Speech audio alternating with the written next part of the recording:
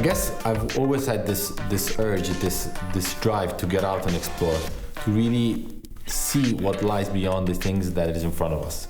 You'll find that when you do that and you're also performing at the peak of your abilities, you enter this zen-like clarity where you feel like you're being absorbed into the universe. You blend into your surrounding and you start to feel everything. You take energy from everything that is around you and you have complete freedom in your mind and absolute control of your body. It's quite a magical place. It's, you know, it sounds very philosophical, but it's this magical pursuit, and it can be sought, but it can never be held for very long. So it's something that you'll keep doing and you'll keep looking to reach when you get out in the mountains, in the nature. And so this is essentially why I do these challenges. I push myself, I push the line, is to explore, discover, and reach this zone where your mind is free and you're in complete control of your body. And so this is, I guess, the reason why I do it in general. And then there's a reason why we're here now, why we're here today. You know, we're here today because I wanted to do this challenge, which is crossing the Pyrenees. We're going from north to south. We're looking at 900 kilometers, 60,000 meters of positive climbing, so 60,000 meters up, 60,000 meters down, and it's in the fastest time possible, hopefully in under 10 days.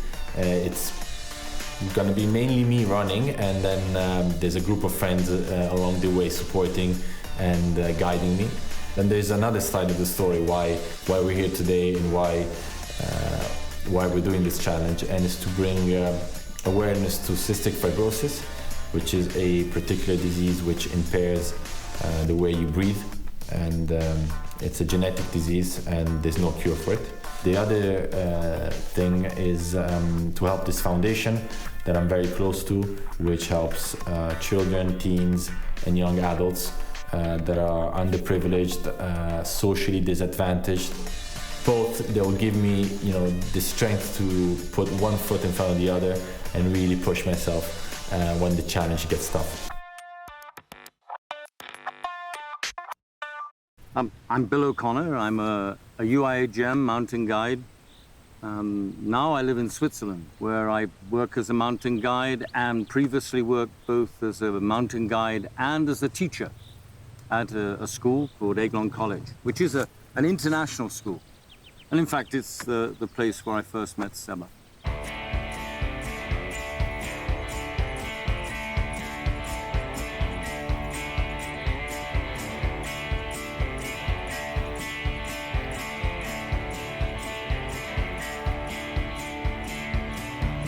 Sally O'Connor is my wife, my partner.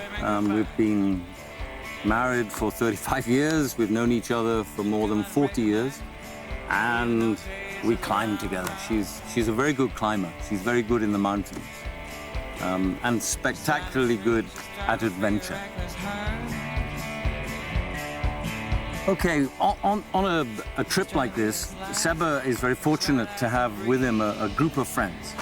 So Ambre is a girl that he knew when he was at school at Aiglon College, and they were good friends then, and they remain good friends.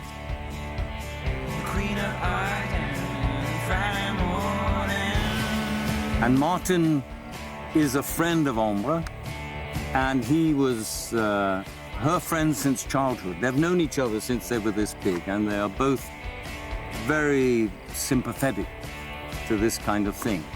But more importantly, he's a physiotherapist, somebody that deals with sport injury through massage, through chiropractic, through all the sort of alternative techniques that help athletes recover from extreme and hard work. So whether it's through massage, whether it's through manipulation. Granite is a mad dog, all right? That's all I can say. It's a mad dog that chases anything that moves. And if you sit still, it licks you. If you run, it barks and chases. If you're riding by on a bicycle, it will come and eat the tires off your bike. that to Seba. And what's great about this is that we've come together. I taught Seba.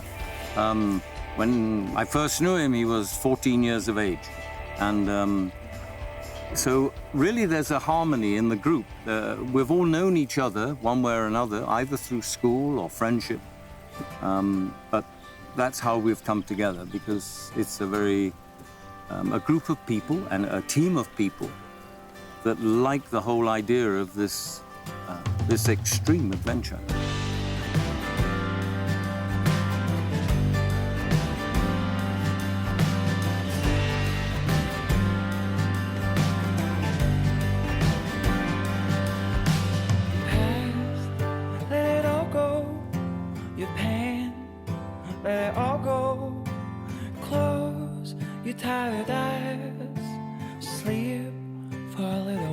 Our involvement, Sally and I, it came about when Seba came to visit us earlier in the year in Switzerland. And he said he was going to do this adventure and was asking my opinion and asking advice. And I also asked whether or not we would get involved to help him plan the trip in terms of logistics, i.e. to plan the actual route, to look at the kind of stages that he might be able to deal with, and at the same time to support him along the way, so that Sally and I would make sure that from A to B there was enough and the necessary provisions. Whether it was some water because there was no water en route, or whether there was a need to resupply his food, because some of the days are quite extreme, quite prodigious. And the idea was to try and cover the 900 kilometers in 9 days, so that we would do 100 kilometers of running every day, plus whatever the vertical ascent and descent is. The problem with the classic route is that if you do that, there are days when you will do 100 or maybe 98 kilometers, but you'll also go up 8,000 meters, down 8,000 meters, which is just an enormous asking for anyone to do day after day after day. And maybe on some of the days, you have to run for maybe 15 hours. You may be on the move. You start at 5 o'clock in the morning, working in the dark, using a head torch, and you won't finish until after dark. For me, one of the descriptions of an adventure is that the outcome is unknown. You know, unlike a holiday where you say, oh yes, we leave on Friday, on Tuesday, you know, we're here, then we're there, we'll have dinner there, we'll go there. Everything is known on a well-planned trip.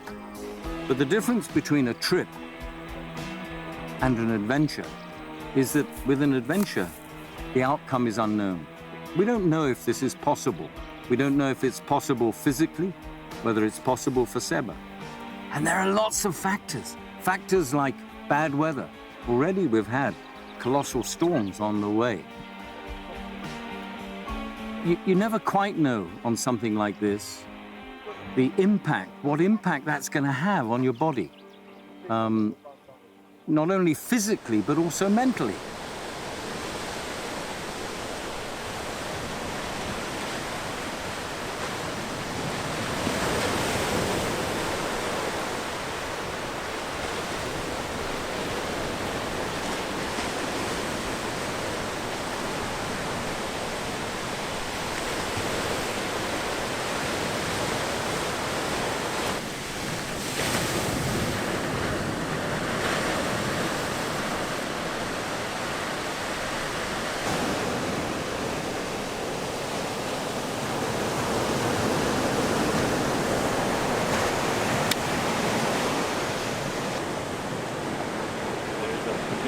blue line, it will come out very clearly. See this? Okay. The purple line. Purple, yeah, purple. Here? Yeah, exactly. Yeah. See that?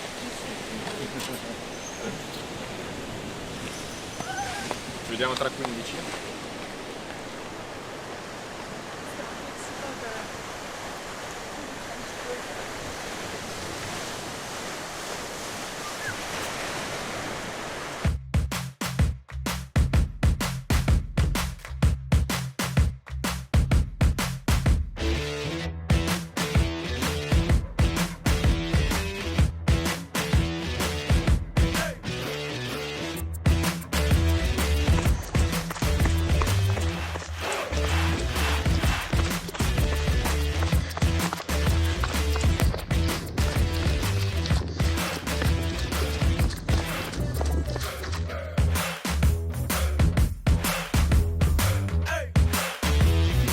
How conditions? Right. And how is the trail? Good.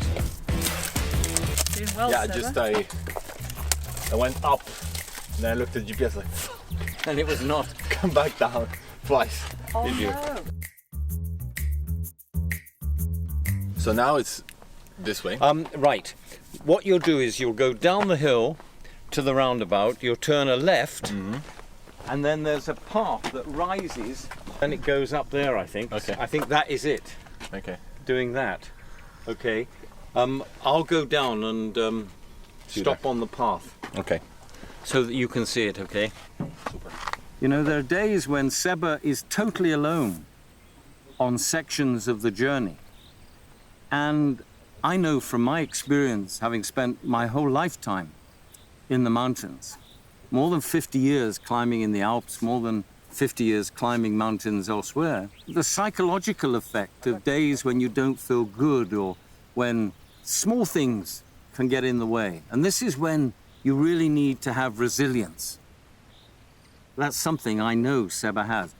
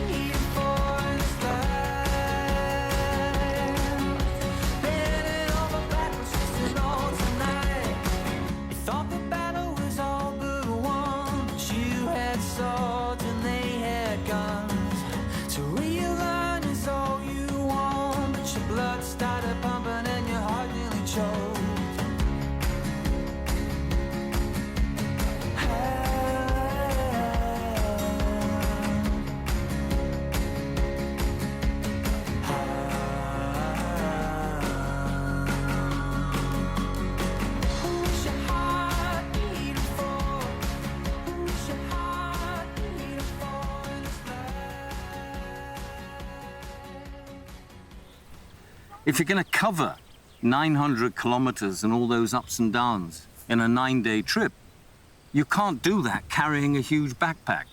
You have to travel light.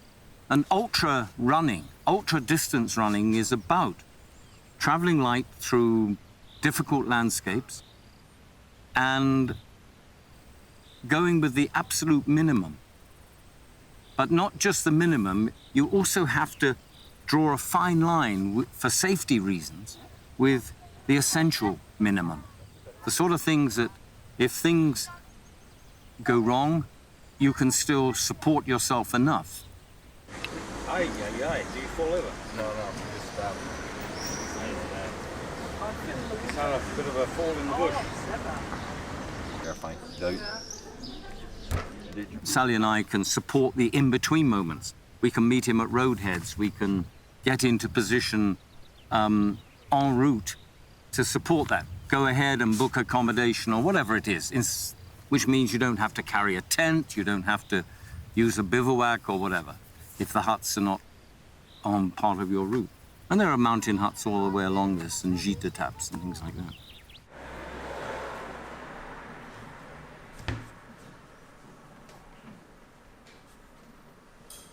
I'm just trying to work out how best to rearrange the route. All right, there's an interesting thing here. There is a very famous bridge crossing a gorge, a suspension bridge in here. They wanted it to access the big forests here. So it's in the gorge of Holzante, and they brought in Italian engineers in 1930 here to make this big suspension bridge.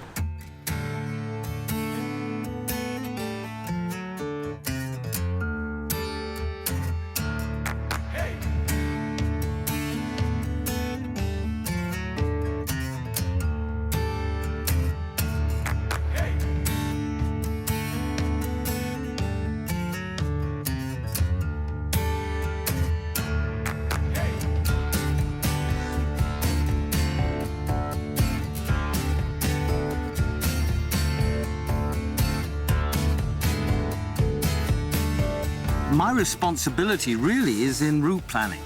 I know as the days go on and Having done an initial plan, what you're then trying to do is to look at each day and say, hang on, we've made another 10 kilometers. We can push on, or we haven't quite made the day. We're now 15 kilometers short, which means either we add on or we have to look for the possibility of making some deviation, some variation in the GR10 to allow us to get to our final destination, our objective, which is the Mediterranean at Bagneux.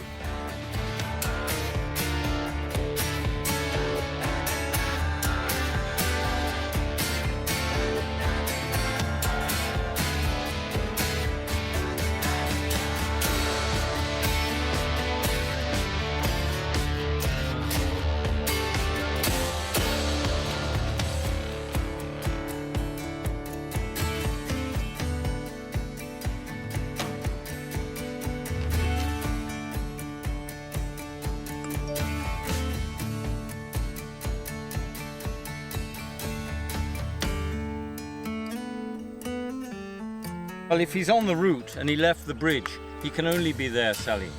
I see if I can get in touch, see if I can find out if Seb is anywhere.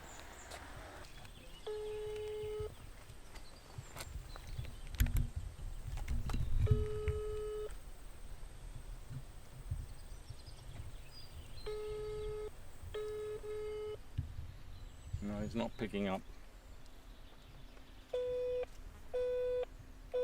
We'll be all right.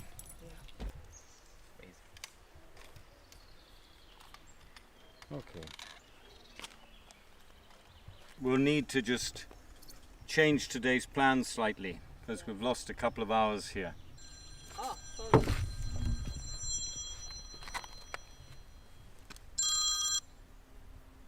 Hi, Seba.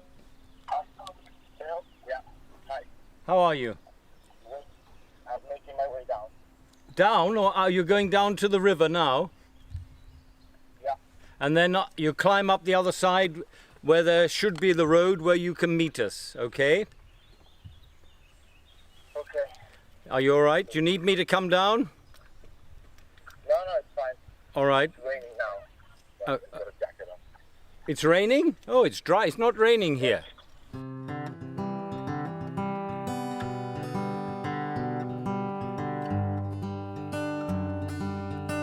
If I could only fly, I would fly so high, I would kiss the sky, it'd be so right. So Okay. I would be okay to do another leg, but it depends on how the leg is. You can go along the road. Well, you could get to here, but you won't do another leg, a proper leg, from here. Okay. It's like I'll explain it to you. The next stage is 12 Ks, 1,200 meters of ascent, small descent. 4 hours 40 is the normal time. And I think now we'll have a problem if we don't have accommodation, we don't have... it's very unwise. I think if we were to continue now, it's just too late. It'll be... It's still a climb, but it's not like this. It's up this road. Yeah. well, it's we'll still keep it for uphill. tomorrow. I think it makes sense to me, but I actually think you would benefit Yeah. from getting some food, getting some. We can easily do this, but you need No, it's fine. We'll keep this for tomorrow. your the backs of your feet. Yeah. You know, we'd be there. I'm back 8:30, I think. Where do we know? 8:30 at least. No. By the time you eat and get everything, for me it's. I would prefer to spend that time making Fixing. tomorrow good. Yeah. Okay? Because otherwise all you do, you make a mistake, a small mistake now. And you pay. Along the way, I also have the responsibility because for lots of reasons. One, I'm a mountain guide and have a lot of experience through my own expeditions in the Himalaya and the various mountains of the world. I will make decisions for general safety. If I think it's not going to be safe to do a particular leg because of weather conditions, or because of time, or because of Seba's physical condition, then I'll draw a line there and say to him, we need to hold it here. And he understands that because we spoke about that before we ever set out on this adventure, that if I'm engaged to be part of the team, then that's a responsibility I feel I have to take on.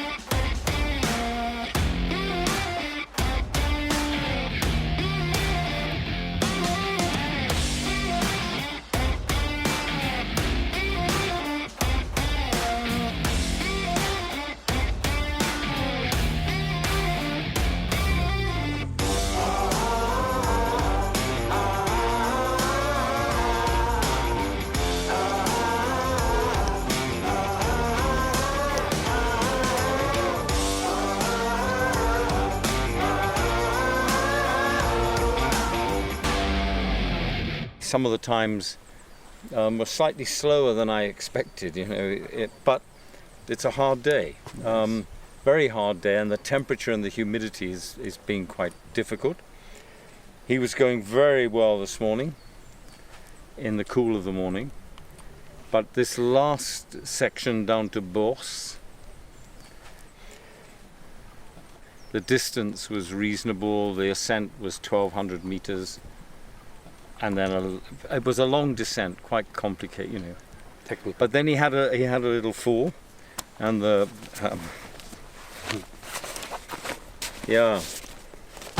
he went on a rock, so nothing.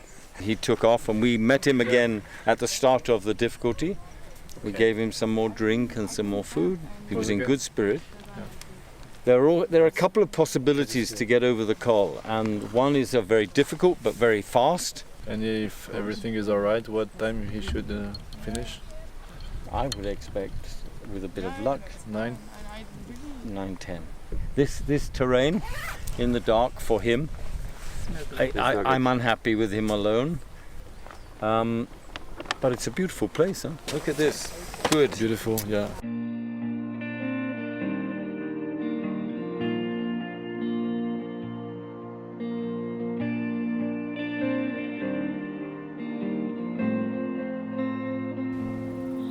When I first met him, he was quite a mischievous teenager. He was 14 years of age, he was very, very strong and was full of energy. But it wasn't very well channeled. And one of the things that Seba could do as a schoolboy was to get into mischief. Both Sally and I were able, through teaching and through the things that we did at Aiglon, were able to channel his energy into training, into adventure, into having realistic but challenging objectives in your life. What kind of student he was? Not a very good one, and he was always in trouble. Yeah. Almost had to be expelled from school. Okay. Always, he was very physical with people. Yeah. And he was very strong for a boy, but he was always a bit rough with others. With the others? A bit bullying. And so he was a bit naughty. But very quickly did, within a while it really changed. and he had focus, and then was made house captain and Okay, it was? head. Yeah, Yes, that's it? yeah. Okay. And was very good in just competing hard in sport and training and encouraging running. And, well, and Just a bit. but encouraging the others, you know, and that's what made the house successful. We made a house motto, which was to serve, to strive, and not to yield. To strive for something important Okay. and be the best you can be. And to say to them, there's more in you than you know. Yeah, that's Okay, true. Yeah. there is more in you than you know, and you must strive to be the best you can at and then you have real satisfaction in your life, because at the end, if you look back and think, oh, I could have done this, I could have done that, you know, but I did nothing. Yeah. You know, when you live in a house together, you are a family. They were my family. You know, I woke them up in the morning, put them to bed at night, ate 3 meals a day with them. Yeah. How many At students the- you had in your Well, house? to begin, 52 boys. In your house? Yeah, 52. Okay. That's huge. Yeah, big house. A with lot of children here. a lot of problems.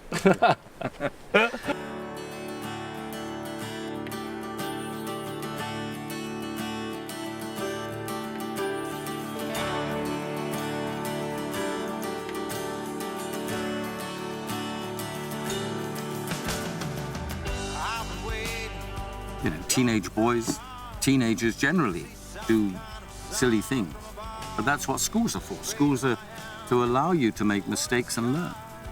Whatever it is, whether it's mathematical mistakes or just behavioral mistakes, school is about making them and learning from your mistakes. Seba did that, absolutely. And one of the great things from our point of view as his teachers is that he responded incredibly to challenge and has come back now after having left school many years ago to do this challenge.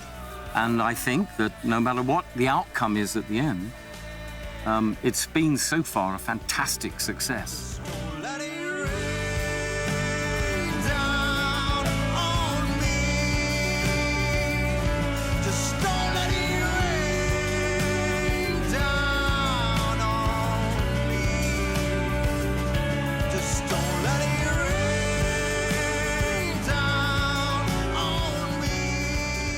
There's still a long way to go to get to the coast at Banjul, but we're well into that adventure. What's against us is perhaps the weather, perhaps the unknown, but we'll deal with that tomorrow. And that's the great thing about adventures, because it gives you an opportunity every day to use your initiative, use your self-reliance, or the camaraderie and the support of a good team. I'm so happy, but you know, you were so positive. Had you, when we got to Bors, I was getting a different vibe, then the plan would have changed. But you made the plan, okay, not me.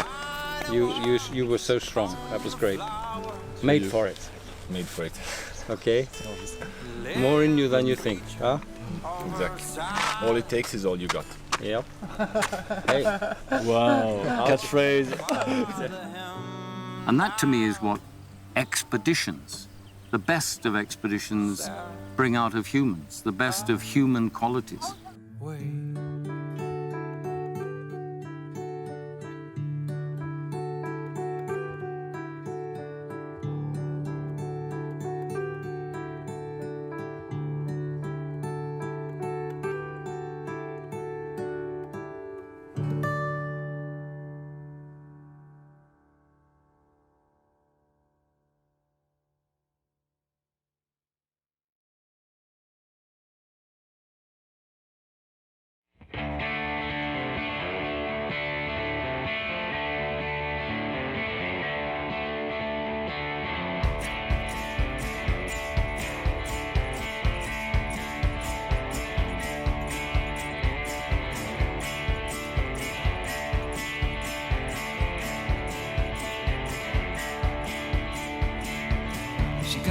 Any person that wants to run 900 kilometers and has the oomph, the sort of motivation to do it, is pretty independent and strong-willed.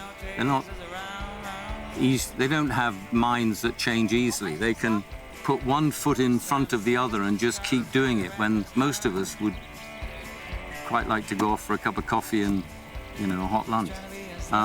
So you always have to understand not just the technical thing, but also the person you're dealing with, the psychology of that person, the sort of mindset. And one of the great things about having spent a life in the mountains is that I've come across a lot of people with some very focused ideas about achieving an objective. People that are willing to go to the limit to achieve the outcome. Seb is one of those people. He's a very strong-minded, very strong person. He's willing to put up with a lot of discomfort, a lot of physical pain, to put one foot in front of the other. Yeah, she's trying to avoid everyone.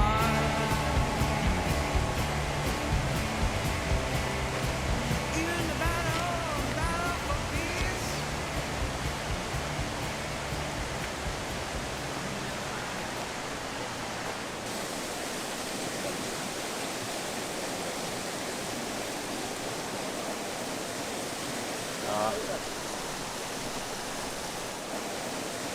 It's not broken though. Yeah. It's just gone like a cruise. Yeah. But it hasn't. It's not broken and not bleeding. He's got. Look at his feet. Look like I can see, yeah, there. But it's not. The skin is not broken, which is. Just so that we can spend some time in repairing and looking after. You know, when I look at the state of his feet after 600 kilometers, I know a lot of people, probably myself included, who would have stopped 200 kilometers ago. So that's quite impressive. Being the role I have, it's trying to marry all the things, the route, the safety, the person, the psychology of the person engaged in the actual task. I think when I was climbing up in the snow, and like I was sliding, so like to like, no, I don't know what's it called in English, but it's in Italian is pubalgia. Because their motivation is absolutely essential to achieving the outcome. This opens, I'm fucked. That little blister. And No. between the... It's not open, No. but if it does, we're fucked. Let's have a look. It's not gonna. Oh. You all right? Yeah. You're stinging, huh? No, it was just painful.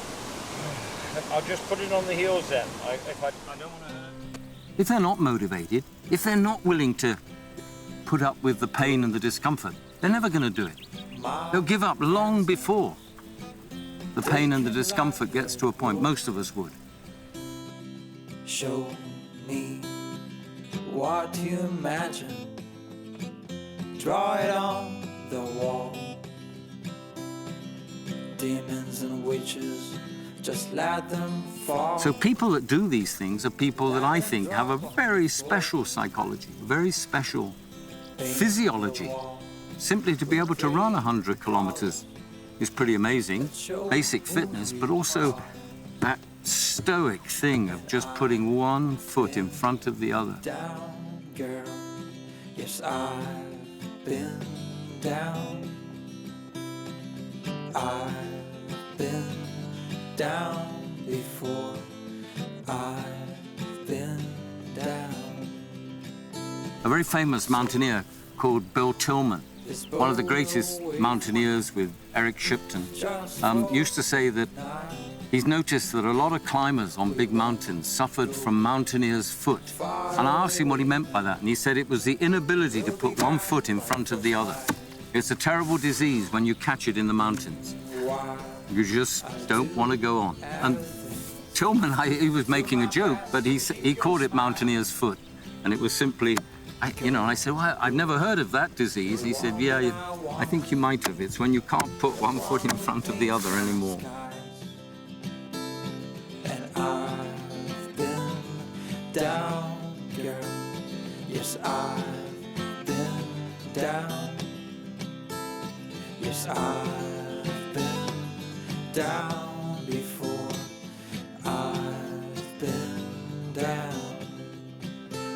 us fall. Seba is the sort of person that can put one foot in front of the other when the rest of us perhaps would not want to. Let us catch us way right to the golden sand, to the place where I want, yes, where I want to be, a place where I can find you with me.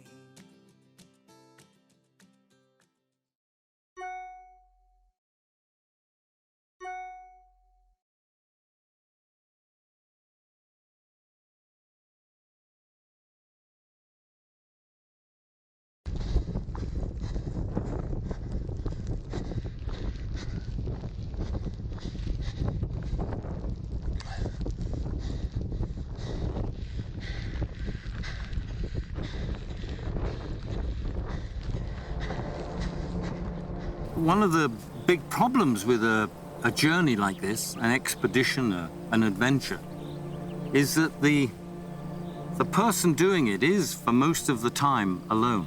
And for a lot of people, that's really difficult. Most of us quite like company. Most of us like to have someone to share the decision-making. That's quite hard. Now, Seba has got a team of us around him, but when he starts running early in the morning, he's essentially alone. Once he's set off up into the mountains, he has to make his own decisions. He has to make his own route. Now, you can use a GPS or whatever, but new technology like the GPS isn't going to help you if it's broken, and then you're on your own.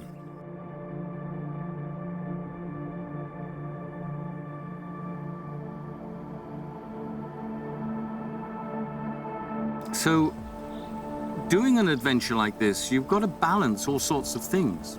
One, you're on your own, so even once you're up and away in the mountains, in the more remote areas, a simple slip, a twisted ankle, a knee that has been twisted, becomes a serious thing.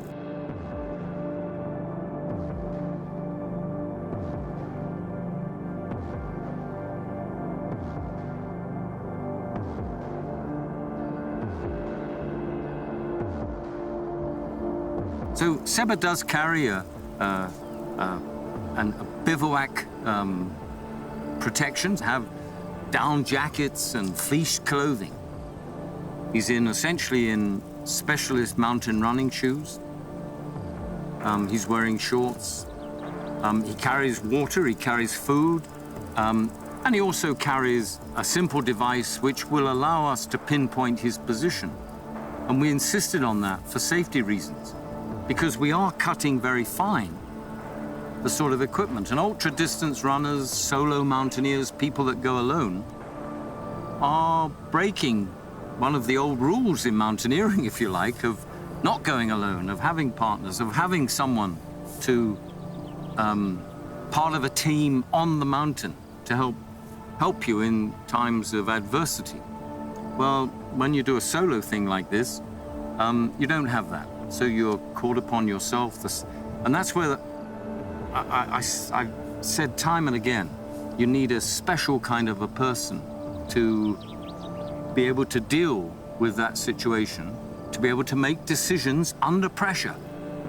You know, decision making when you have all the time in the world, when you're sitting down in a chair and you say, it's easy. But when the pressure's on, all of us know that decision making becomes difficult. And when you're running and making decisions about where your footing's going, whether it goes here or there, that's pressurized activity. Maybe it's not the same as running a multinational banking organization, but the outcome could be very serious if you get things wrong. Serious because you don't complete the task. Serious because you don't arrive where you're supposed to sleep, or you get lost. Serious because you could be injured. So I see that as a really one of the characteristics that people that do this kind of activity really need to have.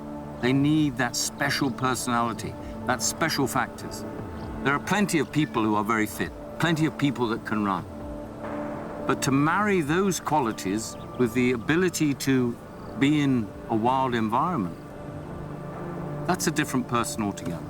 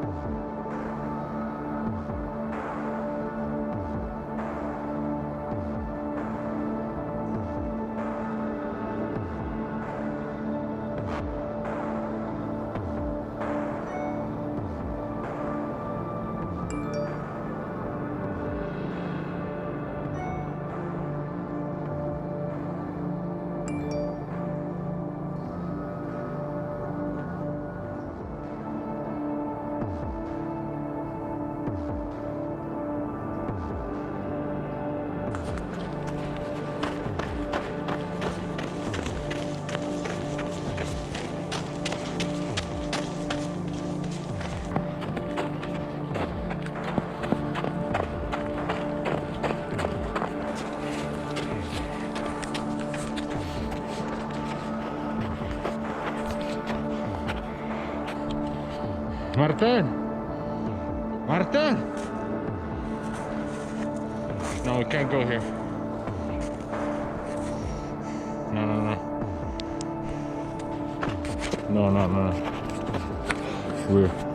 We have to find shelter. Yeah. We have to spend the night here. Just have to find shelter. We'll sleep in the hut. Okay. Yeah.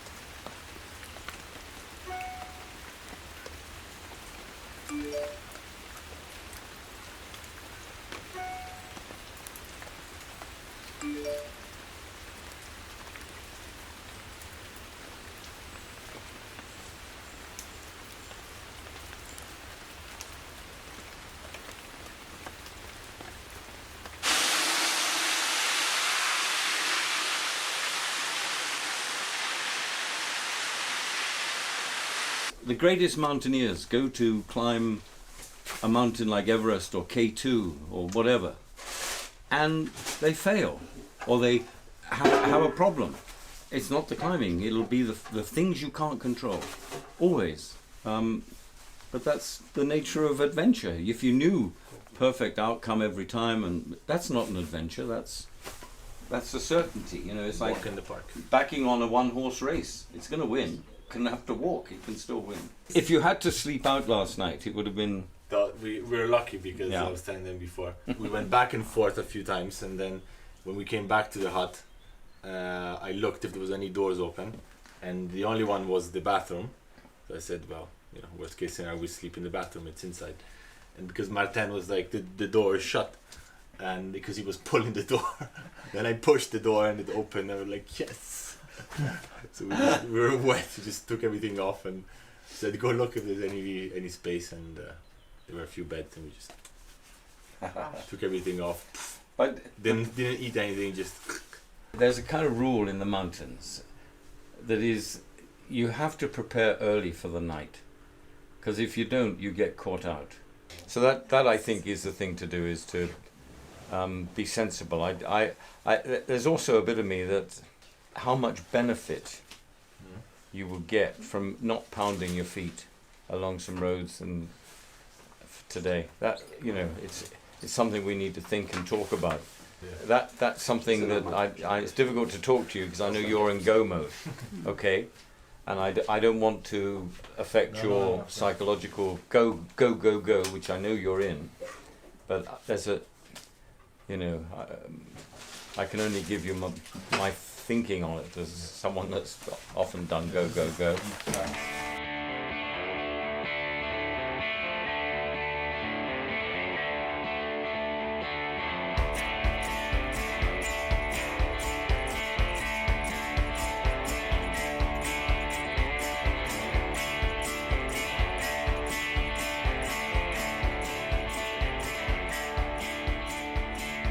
For most people, this journey is a minimum of 60 days.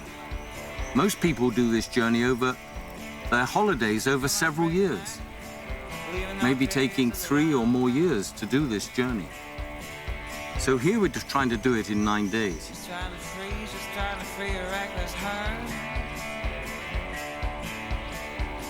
One of the things that I remember talking to Seba about a long time ago was this idea of, if you remember something, it's 6 letter P's. And what do they stand for? Practice, preparation, and planning prevent poor performances. And those 6 things, if you remember your preparation, you do your planning, and you practice, you prevent a poor performance. And that's what I'm seeing in action with Seba now.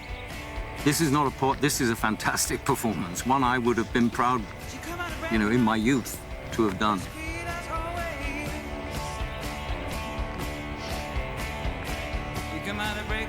In doing a journey like this, you're trying to marry the fact that you've got an athlete who has got to prepare for something that is really hard to prepare the body for without doing it. So Seba does that, he trains, he runs, but it's really hard to prepare the body for the absolute pounding day after day of 100 kilometers plus 6,000 meters of up, 6,000 meters of down. It's really hard to prepare for that. And Seba trains twice a day. And in that training, he has pushed himself. He pushed himself on things like the Marathon des Sables. He's pushed himself at runs around his home in Italy. But no matter how much you prepare, how much you physically put into it, the psychological factors are the things that it's very difficult to prepare for.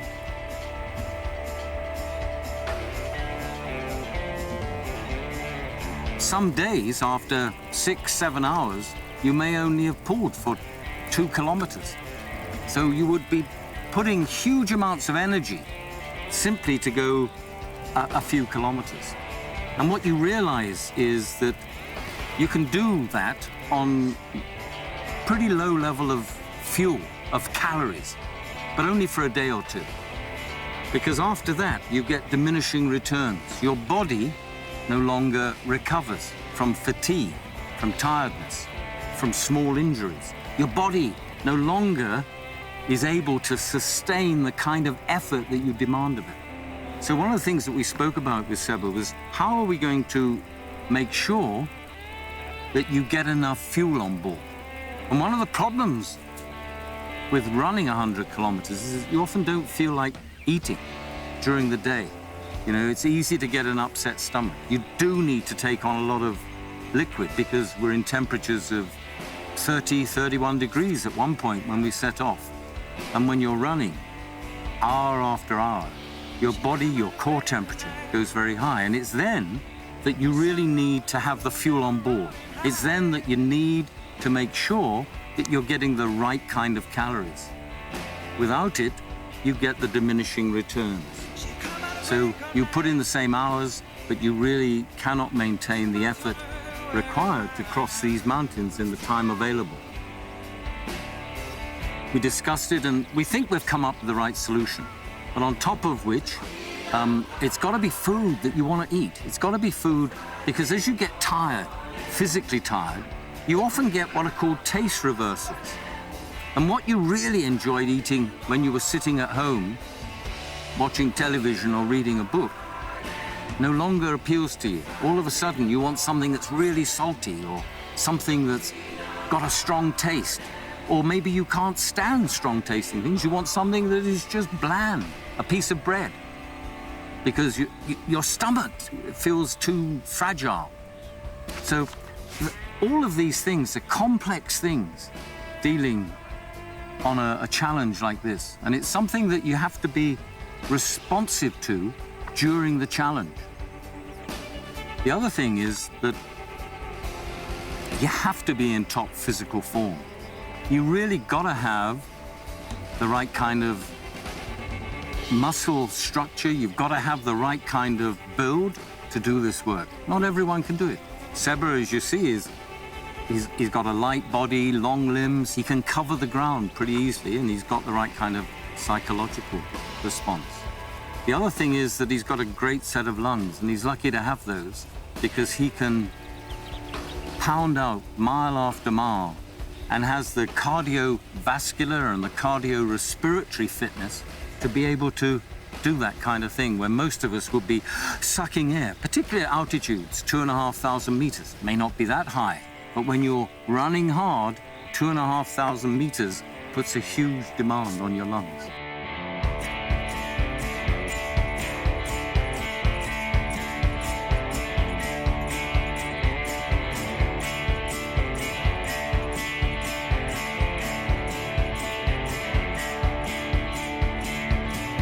At the break of night, and the pink skies waving goodbye.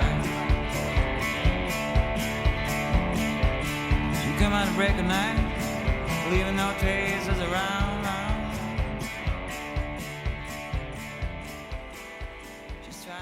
Before we came on this, I was speaking to people that knew Seba at school, some of his teachers, and he said, oh, he must be absolutely crazy. You know, even thinking about running 900 kilometers across mountains. I mean, what is he thinking about? Has he gone really rather mad? And I said, you know, it's a wonderful kind of madness, this, that you have something that inspires you, that there is something in your life that is really you're passionate about.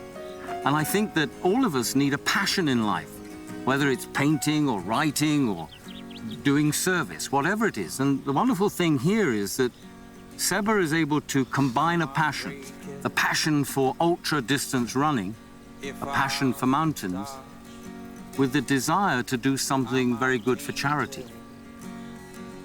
You know, for me, this is a wonderful kind of madness because it combines all the best things that I would expect of a fellow, another human being. It combines somebody with a passion for something they're willing to work hard for, something they're willing to put time and energy into, with focus, with a love of the outdoors, a love of nature. But at the same time, they're willing to do it in the service of others, in terms of trying to help other people less fortunate than themselves. And that, to me, is the very best of people, the very best of humanity. And I think that's what something like this can inspire, can achieve. And so for me, Seba's madness is a beautiful madness, because I wish more people had that kind of lunacy. Just what I need. You're just what I need. Just what I need, yeah.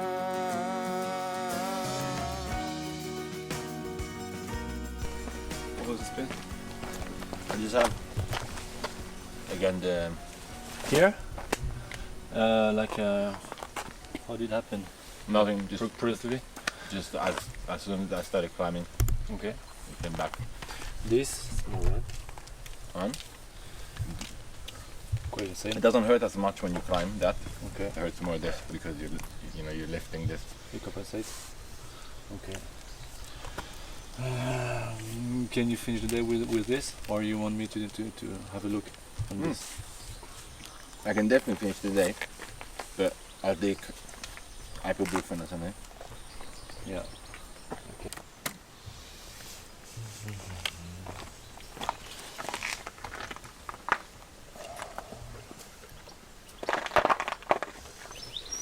But for me, that came from this came from that, and this from that. So it's like linked here.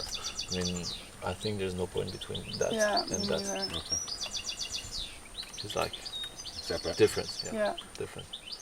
Versatile. How do you feel for that? One of the problems with any journey like this, you can plan for most things. You can plan for problems with the route, problems with difficulty with food, difficulties with almost anything.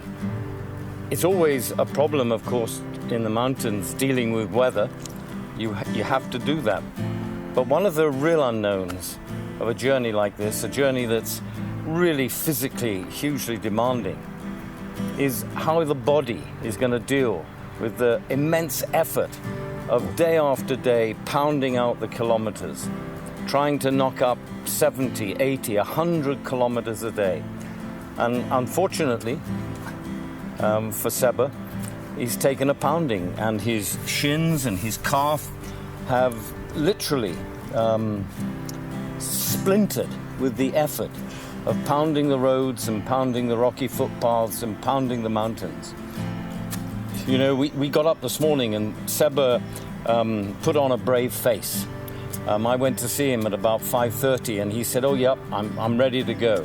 But it was pretty obvious when I looked at his legs that they were full of swelling, and that the legs themselves were absolutely rock hard and tight, and it was very, very hot. And we were a bit worried. We were worried because we knew that he was beginning to show the signs of what are called shin splints, where little tears, micro tears, occur in the muscles and even in the bone sheath itself. But more than that, we were worried that there was perhaps a stress fracture in his lower leg. My feeling is that the consequences of this fantastic adventure have resulted in an injury that Seba can do nothing about. He did another 25 Ks this morning, but there was far too much pain, and I quite literally said, it's time to stop. This can't go on, it's ridiculous. You're going to do more damage to yourself, and what's the point? There is this, you know, I had to remind him that sometimes it's not about the destination when you undertake a great journey. It's often more about the journey itself, and you learn a lot more about yourself than outright success.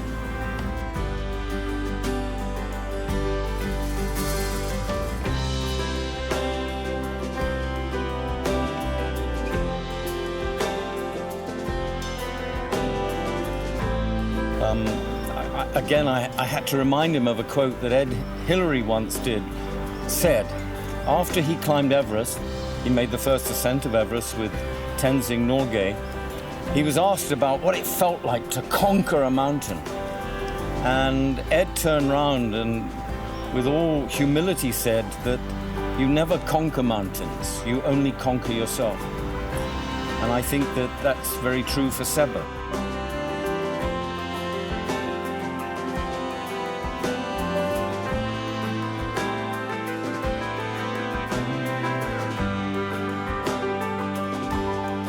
Seba finds it very difficult to give up. It's why he was able to push on through the pain barrier. And I think that it will take him some time. I know right now he's feeling pretty depressed about the possibility that he can't continue.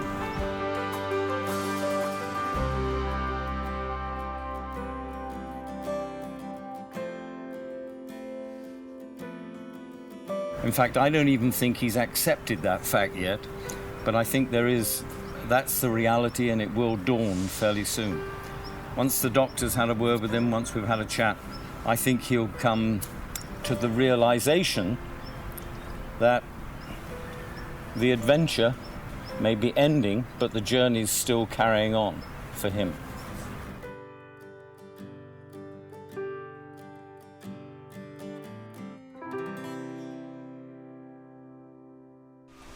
The priority is not to do something stupid that spoils the rest of the year, the summer, your running career.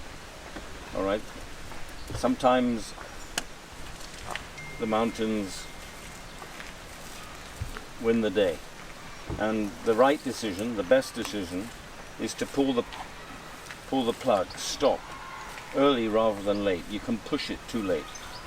And right now, what I want you to do is to go and see a doctor. Okay? You know, I can give you my advice. My best advice is at this point, we stop doing what we're doing. And what I don't know is whether it's shin splints, whether it's a stress fracture. I can't tell you that, and that's where you need a doctor. Yeah. But I can tell you it's time to stop doing what we're doing.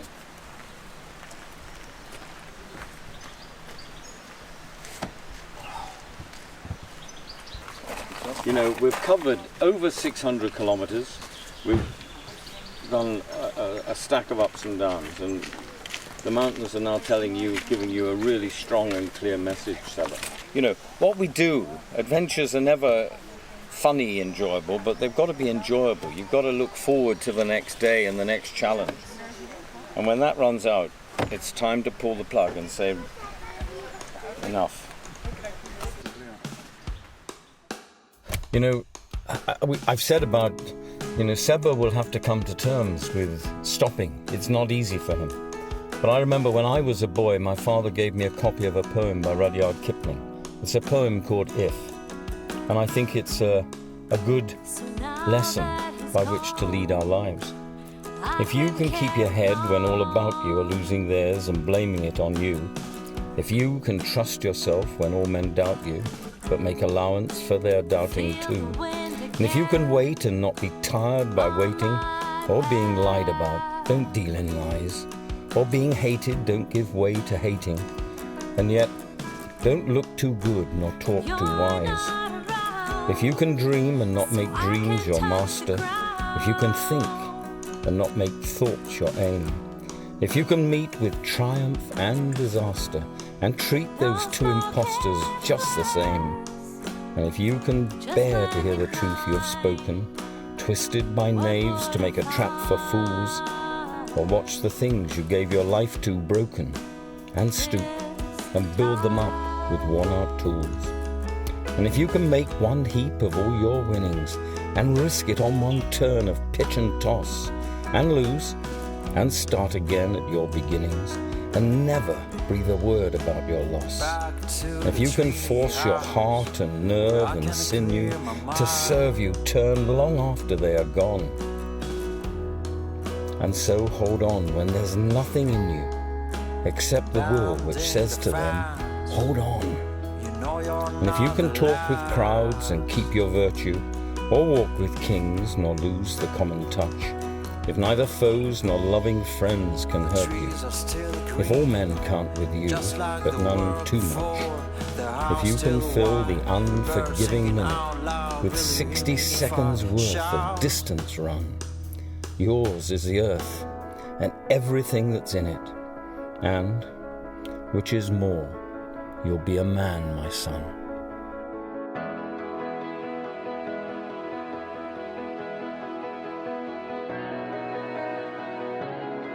It's a little hard right now to process every thought that is going through my head, as I see it as a little bit of a failure that I didn't get to the end how I wanted to get to the end. The lesson you take home in this case is that there's things you can plan, prepare, program, end up the way you wanted them to end up. I mean, life doesn't come the way you want it sometimes to come. So what you have to do is take the unexpected, adapt, and turn it into something positive. Before I started the challenge, I sent an email to a group of friends and family, and the subject was, all it takes is all you've got. And I held true to it because I gave it all I could. I tried to walk it when I couldn't run anymore. I was going to walk the remaining kilometers, but now even walking has proved impossible. But because quitting was never really an option, and all it takes is really all you've got, sometimes when life throws you lemons, you just have to keep pressing through, pushing through, and moving through, just in a slightly different way.